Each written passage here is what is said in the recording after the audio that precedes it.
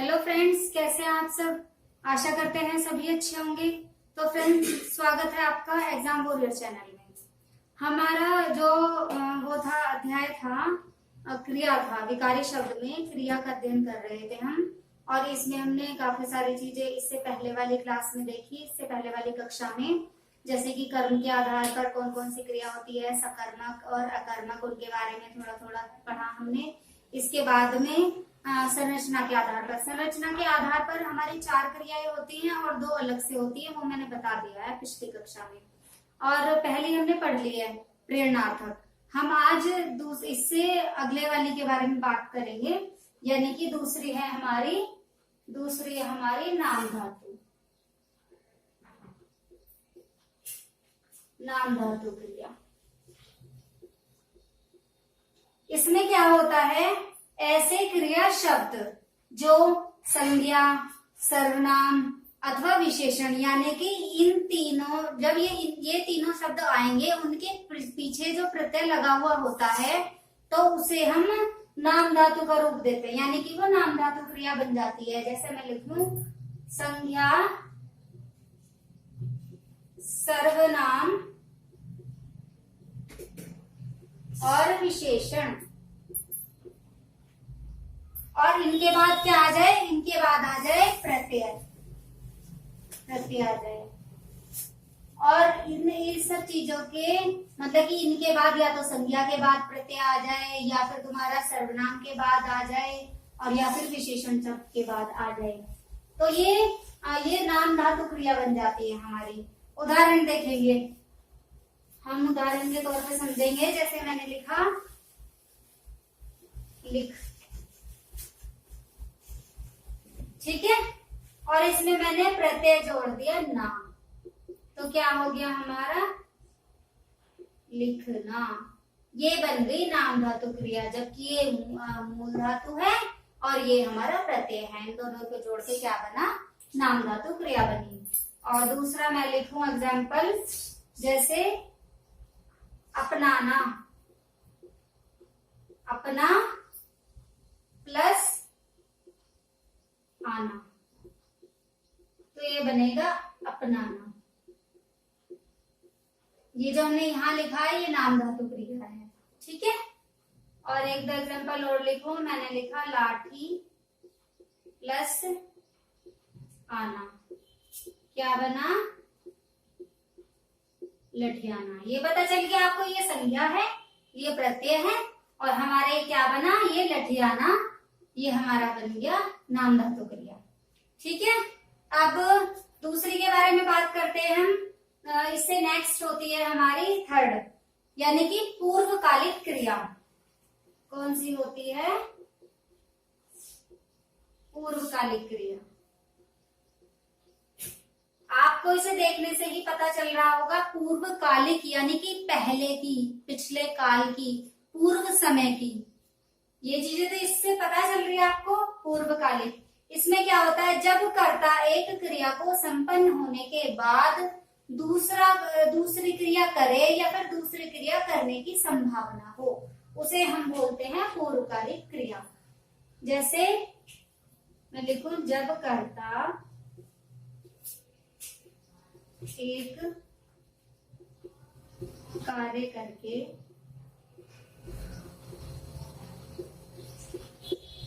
दूसरा कार्य करे या संभावना हो, तो इसे हम बोलते हैं पूर्वकालिक क्रिया। यानी कि एक कार्य पूर्व में होगा और दूसरे कार्य के करने की संभावना होगी, या फिर दूसरा कार्य चल रहा होगा।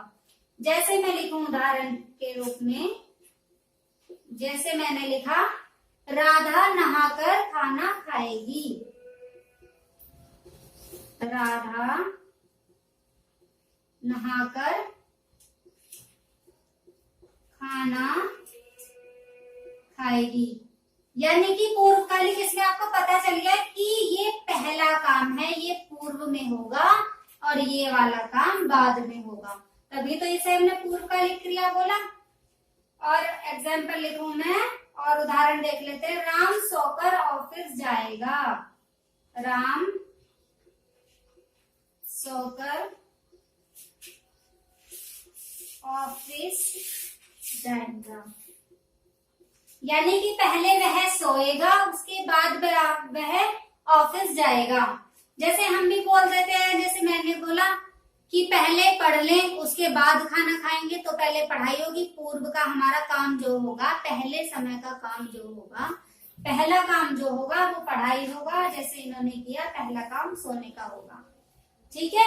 और इसमें एक नोट पॉइंट और लिखूं मैं, एक मैं नोट पॉइंट लिखती हूँ, उसे देखिए।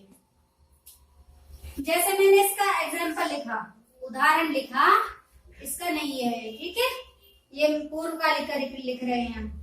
वह मुझे देखकर भाग गया। यानी कि पहले उसने मुझे देखा। ये हमारा पूर्वकालिक क्रिया का उदाहरण है, पूर्वकालिक का। ये बात बहुत अच्छे से ध्यान रखना, ऊपर ये लिखी हुई है, इसका मत मान लेना। वह मुझे देखकर भाग गया, यानी कि पहले उसने मुझे देखा, पहले उसने मुझे देखा और वह भाग गया। तो यानी कि जो पहले उसने काम किया, पूर्वकाल मतलब पूर्वकाल का काम था। और इसमें जो नोट पॉइंट था वो हम बता रहे हैं आपको, ये है कि इसमें क्रिया शब्द के अंत में, क्रिया शब्द के अंत में कर लगा होता है, कर लगा होता है। जैसे कि आप देख सकते हैं, ये रहा, देखना हमारी क्रिया है, देखना क्या है, क्रिया है। और इससे क्रिया के अंत में कर लगा हुआ होगा। यानी कि अगर पूर्वकालिक क्रिया होगी, एक काम होगा, तो उसमें क्रिया में ये वाला कर लिखा हुआ आएगा। जैसे मैंने आपको बताया, राधा नहाकर खाना खाएगी, तो नहा कर आया ना इसमें भी। मैंने आपको बताया, राधा खाना बनाकर बाजार जाएगी, तो बना कर। राम सोकर ऑफिस जाएगा, सोकर, उसके बाद ऑफिस जाएगा। ठीक है। अगला प्रकार देखते हैं। अगला प्रकार है हमारा, चौथा प्रकार है संरचनात्मक के आधार पर संयुक्त क्रिया। संयुक्त क्रिया, संयुक्त क्रिया में क्या होगा, इससे वैसे ही पता चल रहा है शब्द से संयुक्त, यानी कि दो चीजों का मेल, दो चीजों के संयोग से। ठीक है। जैसे मैंने ये परिभाषा है, जब दो क्रिया एक साथ मिलकर या फिर एक साथ संयोग से कार्य होने का बोध कराएं, तो दोनों स्वतंत्र प्रयोग में न हों। यानी कि जब एक साथ दो क्रिया मिलकर कार्य होने का बोध कराएं, वहां तो होती है ये संयुक्त क्रिया। और एक चीज इसमें और क्या है, एक चीज इसमें ये है कि वो स्वतंत्र प्रयोग में ना हो।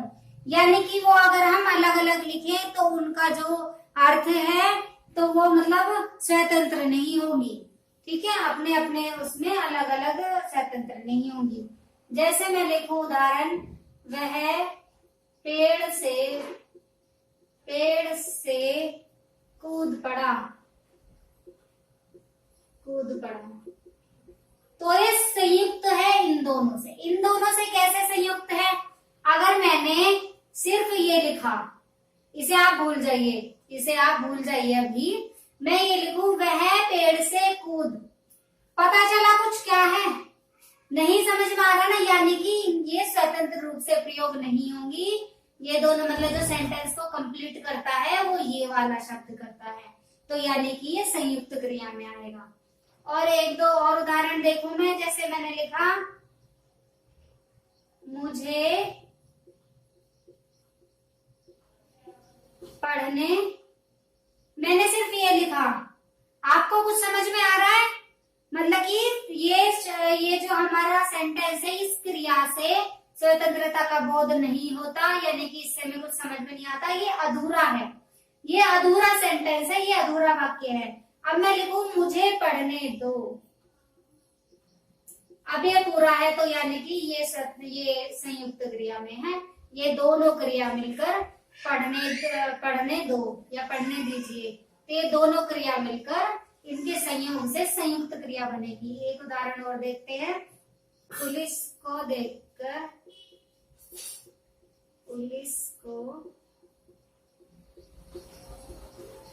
देखकर चोर चौंक उठा।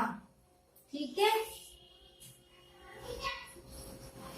पुलिस को देखकर चोर चौंक उठा, ये है इसमें संयुक्त क्रिया। ठीक है, इसके जो प्रकार होते हैं, संयुक्त क्रिया के प्रकार की तरफ चलते हैं। इसके प्रकार होते हैं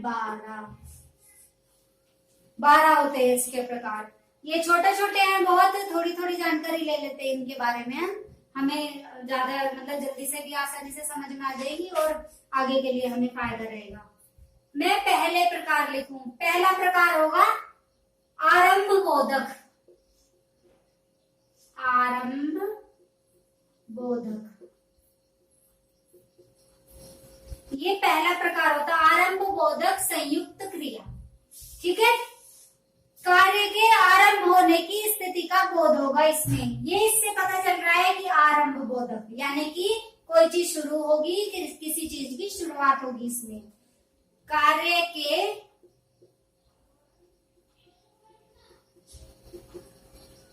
आरंभ होने का बोध, आरंभ होने का बोध होगा इसमें। ठीक है, जैसे मैं लिखूं वह सोने लगा, वह सोने लगा। एक और वाक्य लिखते हैं हम, संगीत बजने लगा, वह पढ़ने लगा। गीत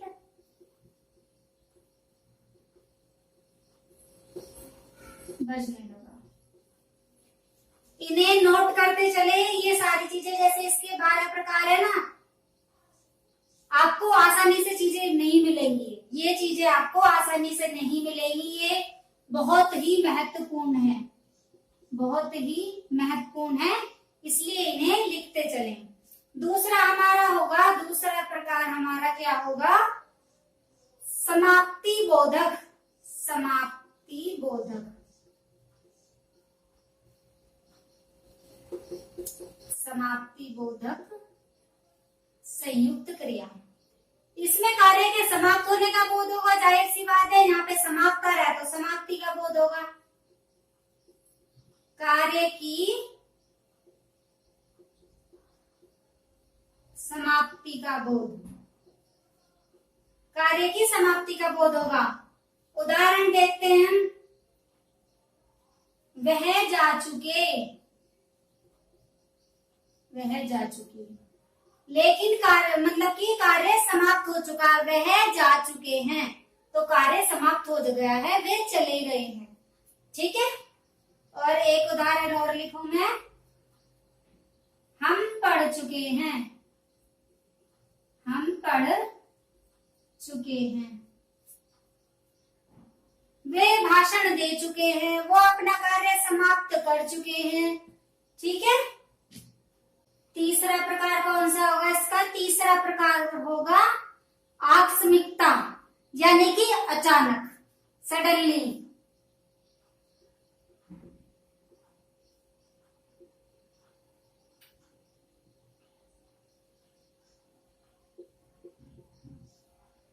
संयुक्त क्रिया। ठीक है, आकस्मिकता संयुक्त क्रिया यानी कि अचानक, एकदम से, अचानक एकदम से, सडनली। उदाहरण लिखें, चल पड़ा, वह निकल पड़ा, गाड़ी चली गई, बस चली गई, बस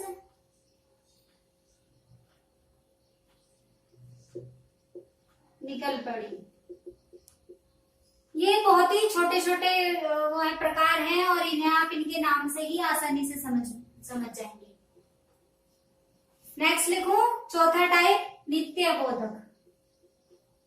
नित्य बोधक संयुक्त क्रिया, इसमें कार्य के रोज होने का बोध, नित्य यानी कि रोज, कार्य के रोज होने का बोध। जैसे मैं लिखूं, नदी बहती है, नदी बहती है, तो ये प्रवृत्ति है और ये डेली का काम है। ये रोजाना का काम है। दूसरा, सूर्य निकलता है, बच्चे स्कूल जाते हैं, बच्चे स्कूल जाते हैं या बच्चे स्कूल जाते रहते हैं। अगला है हमारा पांचवा, अभ्यास बोधक। अभ्यास बोधक, अभ्यास बोधक संयुक्त क्रिया। किसी के द्वारा अभ्यास किया गया, यानी कि जो काम होगा किसी के द्वारा किया जाएगा। अभ्यास बोधक का मतलब तो यही होगा, अभ्यास कोई तो करेगा ना, अभ्यास खुद से तो होगा नहीं। तो उदाहरण लिखते हैं इसके, वह तो पढ़ता रहता है, वह तो पढ़ता रहता है। या फिर लिखो एक और, वे तो जाते रहते हैं, जाते रहते हैं। यानी कि हमने दूसरे के बारे में बताया कि किसी के द्वारा ये काम होता है या किसी के द्वारा ये काम किया जाता है। ठीक है। और अगला है हमारा छठा है शक्यता बोधक। शक्यता बोधक संयुक्त क्रिया। इसमें शक्ति का परिचय होगा, शक्ति का परिचय होगा। वो कैसे होगा? जैसे मैं लिखूं, यह काम मैं भी कर सकता हूं, यह काम मैं भी कर सकता हूं। यानी कि जो काम आपने किया, जो काम और किसी ने किया, यह काम मैं भी कर सकता हूं। तो ये शक्ति का, अपनी शक्ति का, सामर्थ्य का परिचय देना होता है, अपनी शक्ति का, सामर्थ्य का परिचय देना होता है। ठीक है। ये शक्यता बोधक इसलिए होता है। सातवां लिखते हैं हम, अगला प्रकार देखते हैं हम, सातवां अवकाश बोधक। अवकाश बोधक बहुत अच्छी चीज है और नए तरह से है, और इसमें मतलब काफी चीजें आपको सीखने के लिए मिलेगी। ठीक है। नेक्स्ट देखते हैं सातवां अपना अवकाश बोधक। जैसे समय मिला हो, समय मिला हो। अवकाश बोधक का तो यही है कि फ्री टाइम मिला हो, फ्री हमें समय मिला हो, अवकाश उसे ही तो कहते हैं। जैसे मैं लिखूं, बड़ी मुश्किल से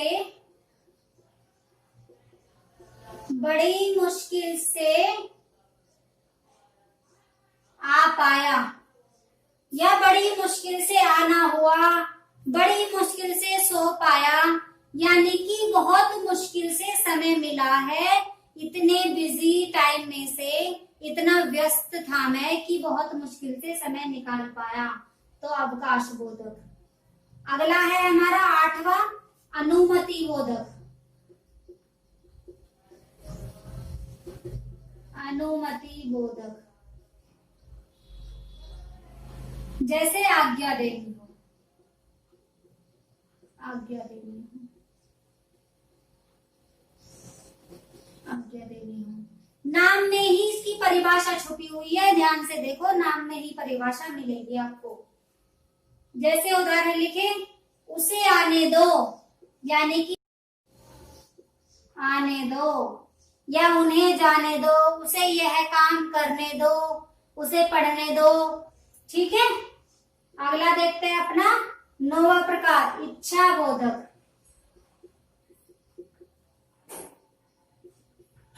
इच्छा बोधक संयुक्त क्रिया।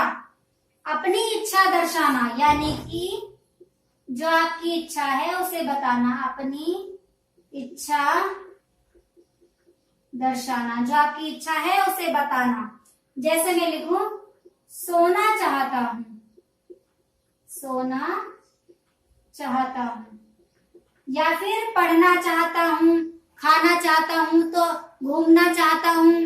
तो ये अपनी इच्छा ही तो बता रहे हैं, इसलिए ये हो जाएगा इच्छा बोधक। 10वां है हमारा निश्चय बोधक।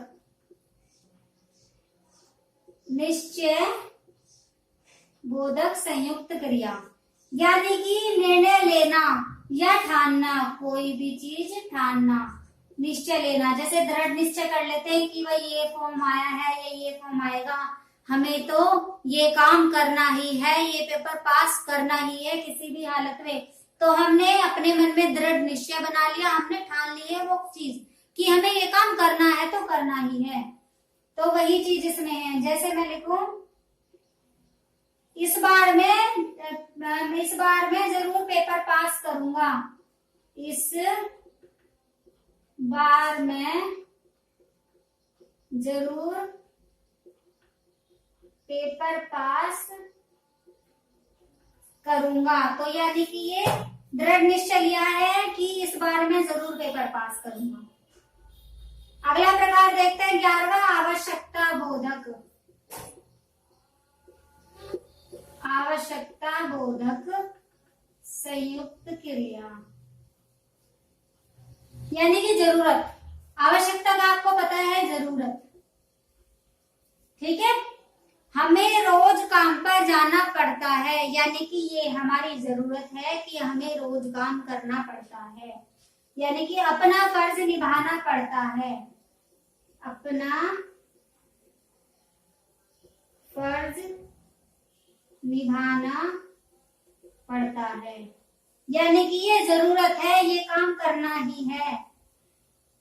12वां और संयुक्त क्रिया का अंतिम प्रकार है अतिशयता, यानी कि कुछ भी बढ़ा चढ़ाकर बताना। अतिशयोक्ति भी बोलते हैं, अतिशयोक्ति अलंकार है हमारा। कुछ भी चीज हम होती है छोटी और उसे मतलब बड़ा चढ़ा के उसके बारे में जोड़ के इधर उधर का वो चीजें बता देते हैं, ठीक है।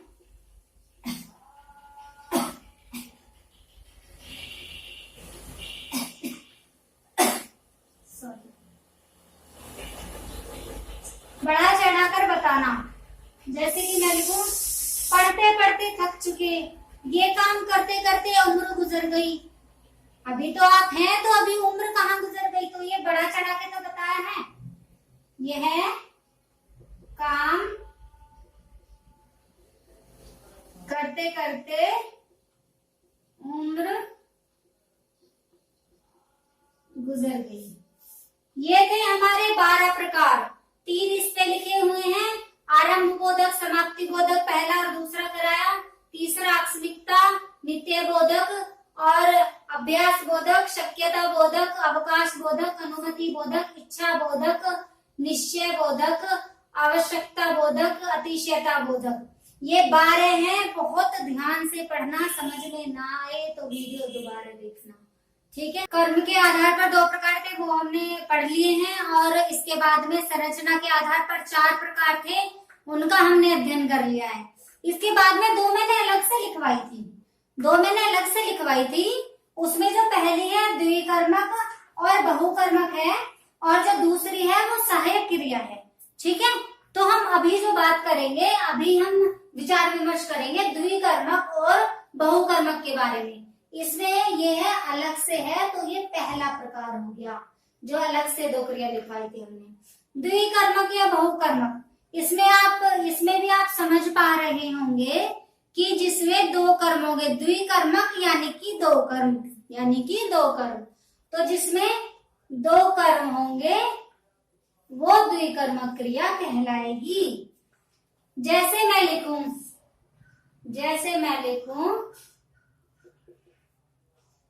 अध्यापक ने छात्रों को हिंदी पढ़ाई। अध्यापक ने छात्रों को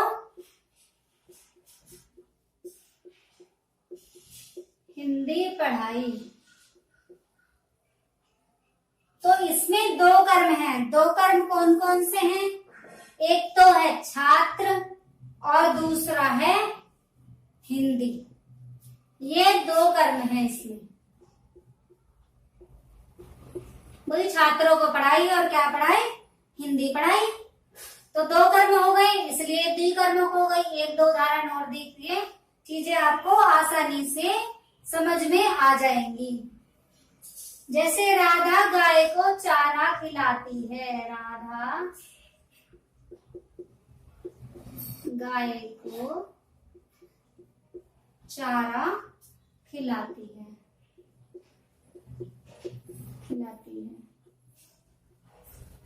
पहले ये वाली जो मूल चीजें हैं वो देखिए, और उसके बाद में छोटा सा एक स्ट्रक्चर सा बताऊंगी मैं, उससे आप कर्म वगैरह ये सारी चीजें आसानी से समझ जाएंगे, आसानी से आपकी ये चीजें पकड़ में आ जाएंगी। तो इसमें कर्म क्या हो गए, गाय हो गई और चारा हो गया, ये दोनों कर्म है, इसमें दो कर्म हो गए। एक उदाहरण और देखिए, जैसे मैंने लिखा दादाजी ने राहुल को थप्पड़ मारा, दादाजी ने राहुल को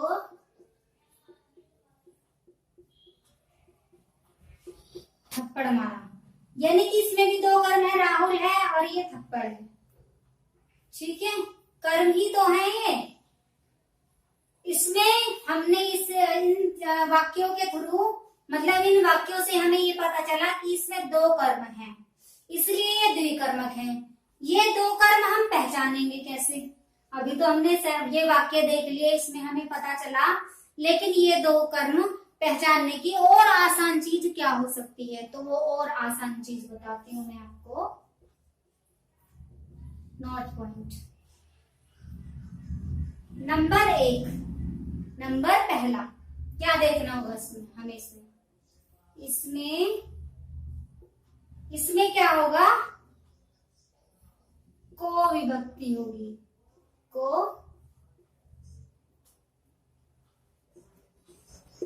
विभक्ति होगी,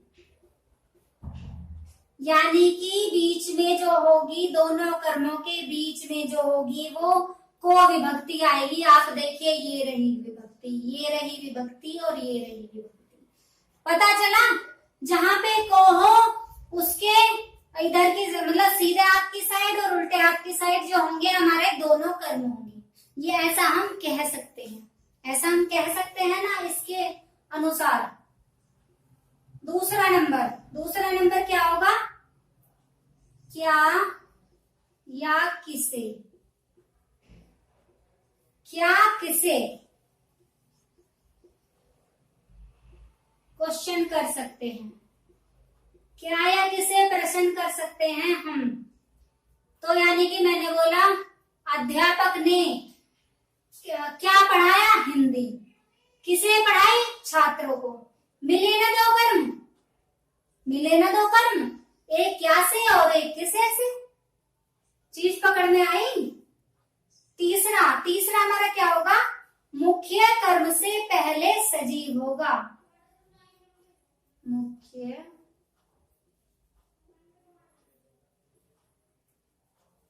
मुख्य कर्म से पहले सजीव, यानी कि मुख्य कर्म से पहले जो भी कुछ शब्द होगा वो सजीव आएगा, ठीक है, मतलब जो जिसके बारे में बात करेगा वो सजीव होगा।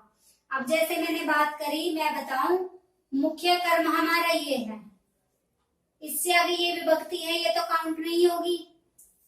अध्यापक सजीव है, मुख्य कर्म गाय, राधा सजीव है, राहुल मुख्य कर्म, दादाजी सजीव है ना। क्रिया से, ये बात थी मुख्य कर्म की, ठीक है। अब हम बोले क्रिया से ठीक पहले कर्म निर्जीव होगा, क्रिया से ठीक पहले कर्म जो होगा वो निर्जीव होगा।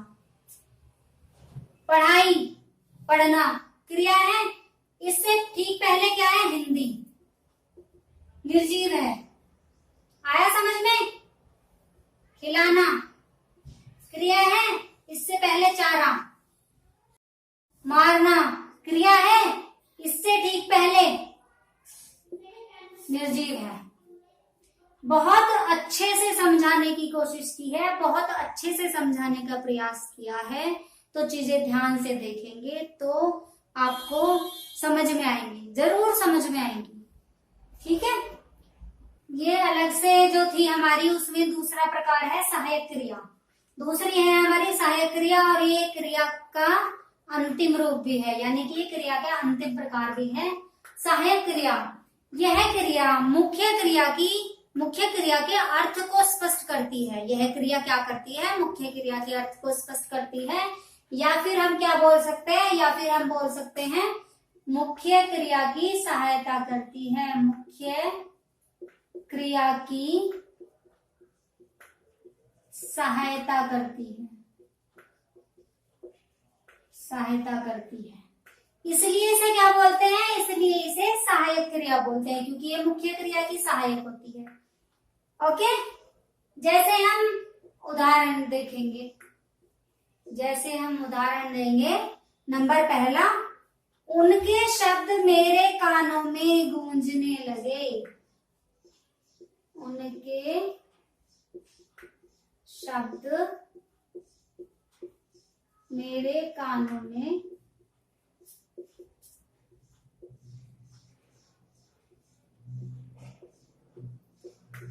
गूंजने लगे, यानी कि ये है हमारी मुख्य क्रिया और ये है हमारी सहायक क्रिया।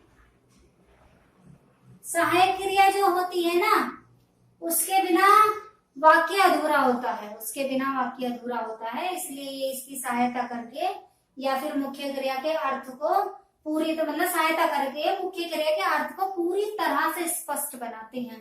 अगर मैं यहाँ से सहायक क्रिया हटा दूं तो इसका अर्थ स्पष्ट नहीं निकलेगा, हमें आसानी से वाक्य समझ में नहीं आएगा, वाक्य आसानी से पकड़ में नहीं आएगा। दूसरा मैं लिखूं, देरी करने को मेरा मन गवारा नहीं कर पाया। देरी करने को मेरा मन गवारा नहीं कर पाया। ये है मुख्य क्रिया और ये है सहायक क्रिया। ठीक है, दो चार उदाहरण और देख लेते हैं। राम स्कूल जा रहा है। राम स्कूल जा रहा है, ये मुख्य क्रिया और ये सहायक क्रिया। और मैं लिखूं, राम स्कूल जा रहा था, मैं विद्यालय जाऊंगा। मैं विद्यालय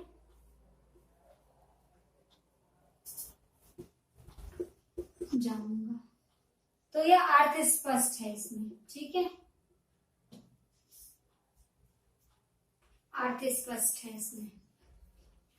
आशा करते हैं सारी चीजें आसानी से समझ में आ गई होगी आपको। और क्रिया का जो अध्याय है हमारा, यानी कि विकारी शब्द में क्रिया के पाठ का अध्ययन कर रहे थे हम, वो समाप्त हो चुका है। अब हम जो नेक्स्ट वीडियो में अपनी पढ़ेंगे वो अविकारी शब्द से शुरुआत करेंगे। अविकारी शब्द के पहले शब्द से शुरुआत करेंगे हम। तो पढ़ाया हुआ पसंद आया हो तो वीडियो को लाइक करें, चैनल को सब्सक्राइब करें, ज्यादा से ज्यादा शेयर करें। मिलते हैं अपनी अगली कक्षा में। ठीक है, धन्यवाद।